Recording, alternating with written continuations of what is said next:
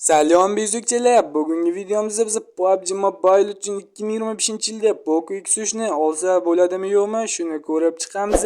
Aytgancha videoni boshlashdan oldin like tugmasini bosib, obuna bo'lib qo'yishni unutmang. Unda biz videoni boshladik. Poco, bu so'zni hamma eshitgan bo'lsa kerak. Masalan, bu videodan keyin. Oh my god, Poco.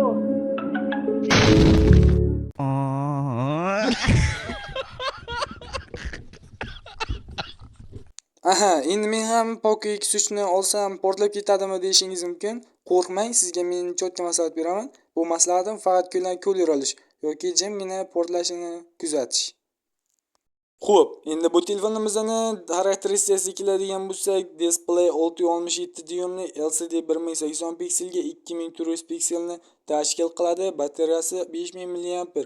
Android 10 sistemada ishlaydi. Og'irligi 215 gramm. Kamerasi 48 megapiksel. Stop, bilet. Shuncha gapirdim. Sizlar bari po'xo'y. Bu telefonni bari PUBG o'ynaysizlar-ku. X, Y, 9, 8, 7 opaylar. Basharangga qo'tag'im sanga o'rgat. Короче, PUBG'da bu telefonimiz 60 fps ni qo'llab-quvvatlaydi.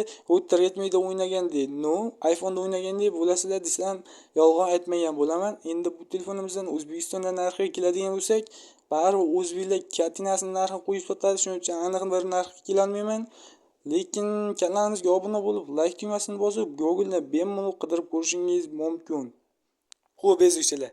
Videoni shu joygacha ko'rganingiz uchun kattakon rahmat. Keyingi videogacha ko'rishguncha sog' bo'linglar.